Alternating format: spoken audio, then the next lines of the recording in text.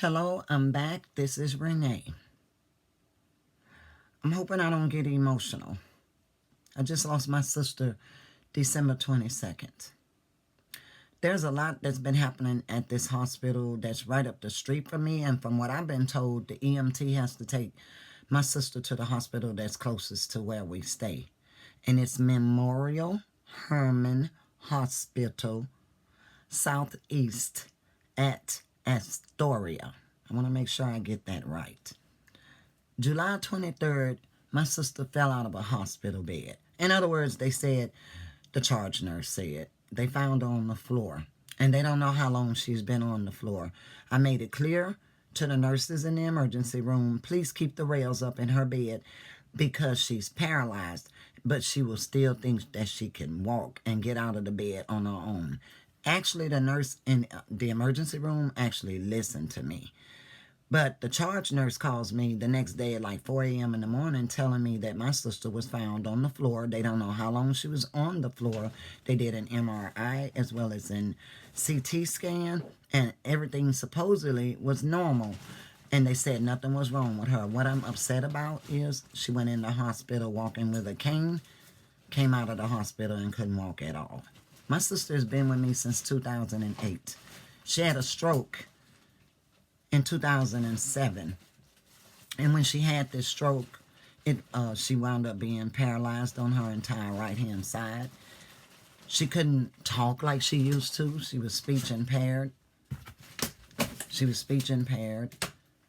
And she was still walking with the cane, still talking a little bit, but not like she used to before the stroke. So over the years, her health declined. And some of you out there probably know what it's like to take care of a family member that you love and you care about. You hate to see that happening to them, but you do the very best that you can to take care of them. And we're sort of like mothers, not just with our children, but with family members. We're very protective. So when she had this fall at the hospital and couldn't walk anymore, I filed a grievance against this hospital. And to this day now, I have not heard a response relating to that grievance. The last time my sister went into the hospital, she was having stomach issues. And the stomach issues, I was told, had nothing to do with anything major. It was just something that they could take care of with a little medicine. Well, they sent her home a couple of days after that. And when they did, maybe less than 4 days later, my sister stops breathing. And when she stopped breathing, of course, the EMT shows up at the house before I did the CPR compressions on my own sister, hoping that she wouldn't die right before my eyes. And so I did what I could until they showed up. And when they showed up, I let them take over. They had to take her to the hospital that I hate and I didn't want her to go. But because she wasn't breathing well, I didn't object to it. But I noticed something. When they put my sister on the stretcher and before they was leaving the house, she was looking at me. The EMT team told me that she was breathing again, back on her own, and she was almost back to normal. So because someone I cared about the day before had just passed, I didn't rush to the hospital like I usually do with my sister. I figured I would stay at the house. She's okay now. She's breathing on her own, and the hospital will call me. Well, the thing is, the hospital didn't call me. So close to early morning, I called the hospital myself. And I was told my sister was in ICU. I'm trying to figure out from leaving the house, she's breathing on her own and she's okay. And the EMT said she was okay. But by the time I guess she got at the hospital, something else happened, and she wound up being in ICU. So I went to the hospital, and I talked to the doctor as well as the nurse, and my sister's on ventilators. And the first thing that this doctor says to me, maybe I need to put her in hospice. That's the last thing I want to think of. It's like the last option for your family member because things are going so wrong, so bad, that if you got to put them in hospice, it's not a good chance they're going to come out of that. And I said no. So a couple of days later, she's still on the ventilator, and this same doctor comes to me and say, well, you know what? I think we need to go on and put her in hospice. A nurse calls me and says the same thing, but they said she was heavily sedated. I thought about it.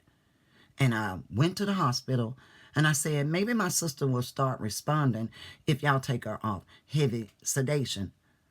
And this doctor got so upset with me saying this that they were telling me I need to show proof that I have power of attorney over my own sister. Now, look, I've been going to this hospital for years for my sister, and they have never asked me for power of attorney, even though I make it clear to them, you're not going to do anything to my sister without my permission because I have power of attorney. But it was never asked to actually see the paperwork or anything like that. I guess he was upset because when they took her off sedation, she started opening her eyes. Then one day I went to the hospital. I thought the machine was doing the breathing because they took the ventilators out of her mouth and they told me she was doing her own breathing. So they put her on a floor, a lower level floor, but they left her in this room by herself. The curtain was pulled all the way across. My sister is in a vegetative state. She can't touch the buttons. She can't call for help. She couldn't talk, couldn't speak, couldn't do any of that. But they had her like closed off in a corner by herself. The door was open, but there were no nurses. And the nurses that I did see, they were over there on their cell phones. And when I talked to my sister's nurse, I asked her, why wasn't there a monitor in the room? Because when I walked in the room, my sister was gagging on her own spit. Usually they have the suction machine not only close by, but so-called, the straw is usually there. I could not find the straw. I saw the machine, but I couldn't find the straw, not knowing where it was. So I'm panicking, getting upset, and I just lifted my sister up where she could swallow it. I really didn't want her to swallow anything, but I had no choice. I could not find the suction machine. So they get upset with me again because I said, until y'all find a room for my sister closest to the nurse's station where she can be watched, can y'all at least put a monitor in her room? And they did that. I guess I was asking them to do too much to save and protect my sister, and I guess they got offended. So when they moved her to another room, they didn't even give me the common courtesy call to let me know that they had moved my sister to another room. I wound up going to the old one, find out she's in another one, directly on the same floor, but not too far from the nurse's station. And now, I can't explain this, but now she's got these huge blisters on her arm. I mean, some of them look like they burst, where you could see her skin, but they were like bubbled. And then I asked this nurse, how did she get that on her arm? The nurse looks at me and says, when did you recognize that? I said, I'm not a doctor or a nurse. While she's here, why has she got these blisters all on her arm? They did not like me because I got very upset about my sister being in a hospital where she's supposed to get good care. And I'm seeing all these markings on her arm. She can't move her hands. She can't move her legs. She can't even talk yet. And all of this stuff is happening to her. So when I found the grievance relating to neglect of someone in a vegetative state that they were just leaving there, now they're telling me to bring back the power of attorney papers. I had the old one back in the day. I wasn't that educated to know what the old one was supposed to look like, but it was given to me by my sister's children. Showed it to them. They said it was unacceptable. The children had to show up at the hospital to prove that they had given me POA. I guess they thought they weren't going to show up. 2 of them showed up, vouched for me, said what they needed to say for me. They said it still was not acceptable. So they stopped calling me and started calling my nieces to manipulate them into agreeing to things to do to my sister. And I didn't like that. The more I came into the hospital, they started ignoring me like I didn't exist. When I'm the sister, she's been staying with me for 25 plus years, and they had the nerve to ignore me, even had the nerve to tell me they would make me leave the hospital because I said I wanted my sister to be protected. I wanted the nurses to do their job. I wasn't being rebellious, but I'll admit I was very upset for people that work in the hospital supposed to care about people when they were not caring about my sister. So for a long time, they kept on going around to my nieces, letting them make decisions for my sister. So now I'm butting heads with my nieces because I'm like, y'all mom Y'all gave me POA over your mom. And I am the one that's been taking care of her and not y'all. Y'all should not be making decisions on my sister when I know what's best for her. So after we got through button heads, I was able to talk to one of my nieces, and we went and updated the February 2008 power of attorney. And we went somewhere and had it legally signed, legally notarized, with the state laws, rules, everything else that goes into it.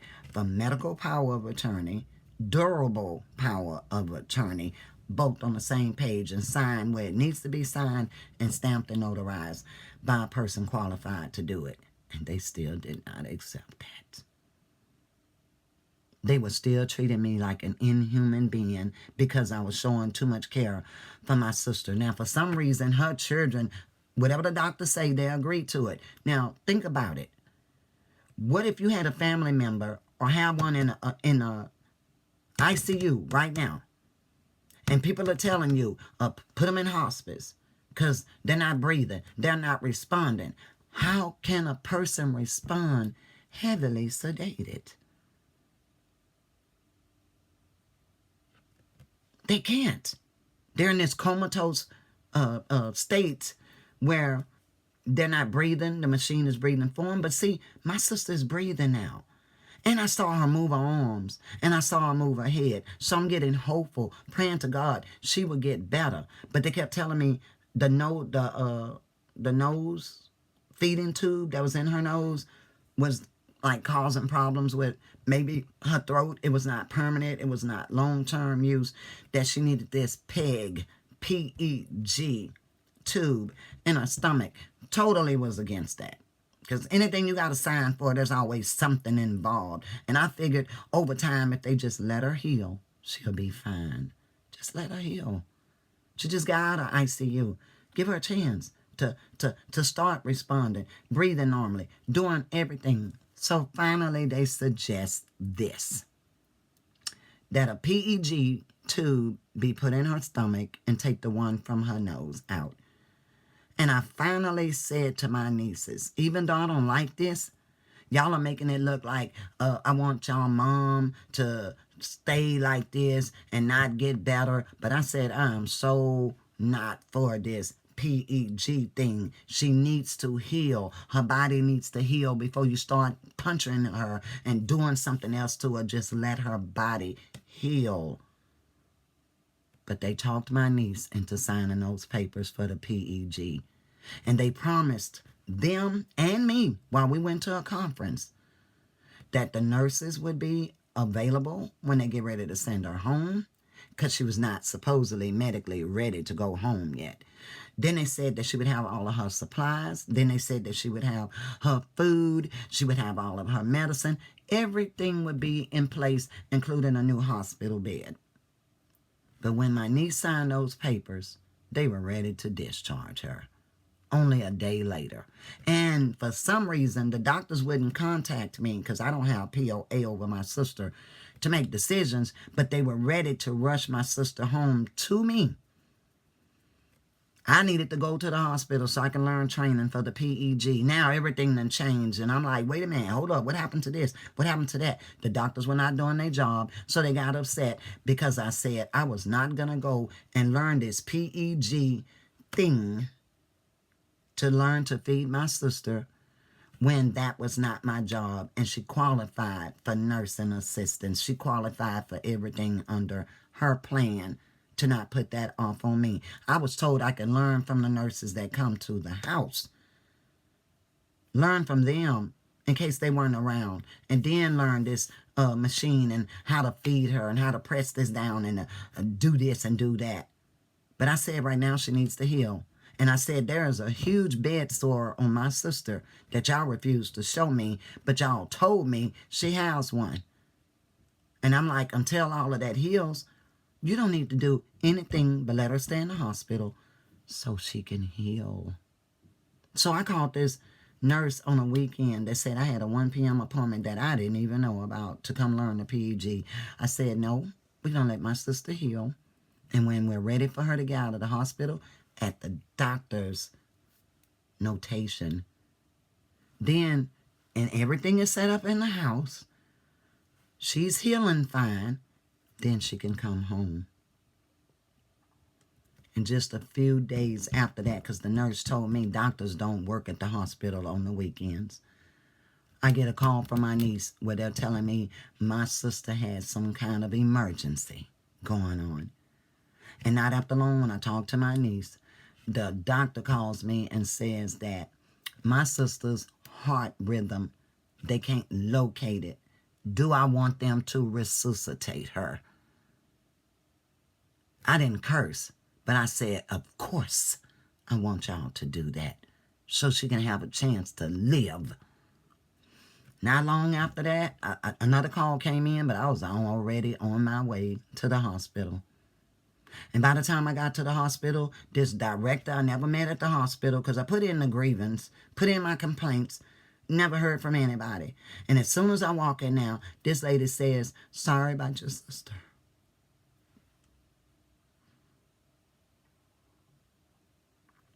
And I looked at this lady, and I told her, I asked her, I said, where's my sister? Oh, she's still in her room. I say, well, I'm going to her right now. No, ma'am, you need to stop, and you need to sign some papers. I say, ma'am, please, just get away from me. I do not want to talk. I went into this room, and I saw my sister. And I closed the door because I wanted some privacy with my sister, but didn't know that this lady, the director of Memorial Hermann Hospital Southeast, was still following me. And she opened up that door and came in, and I said, ma'am, just give me some time with my sister, especially after what happened. No, you're gonna listen to me. That's what I heard. And when she said I'm gonna listen to her, I said, then you stay in this room by yourself, because I'm leaving. And I waited until they left, and I went back to my sister. Now my sister is no longer here. Why ignore me when I've been saying for months that this hospital is incompetent? The people act like they don't know what the heck they're doing. It's like they're pretending to be nurses and doctors because it makes them feel so important. But you're neglecting people who need the most help from you. And now my sister is no longer here. I'm asking God to give me strength to speak up for those that cannot speak up for themselves. And that's my sister. To not let them get away what they did. I took pictures. And this PG tube that was in her stomach is swollen. So I was told the incident that happened, she was vomiting on her food. And I guess it was so violent that her heart was starting to stop and slow down. And then they said it went from 50 to 30 to absolutely nothing. That's why I have a lot to tell. Protect your family members at all costs. Don't let people just tell you, oh, they're not responding. You probably need to put them in hospice. Make sure they're off sedation first, and that they can breathe and wake up on their own first. I know God has the final decision about what happens to us when we're born and when we have to leave the world. I understand that. But my sister couldn't do anything for herself. She couldn't even talk. I didn't know. I probably should have stayed at the hospital day to day, all day. Don't work anymore. Just stay there 24/7, just to not let stuff like this happen to her. But hey, it's a hospital. I thought they knew what they were doing. And it cost my sister her life.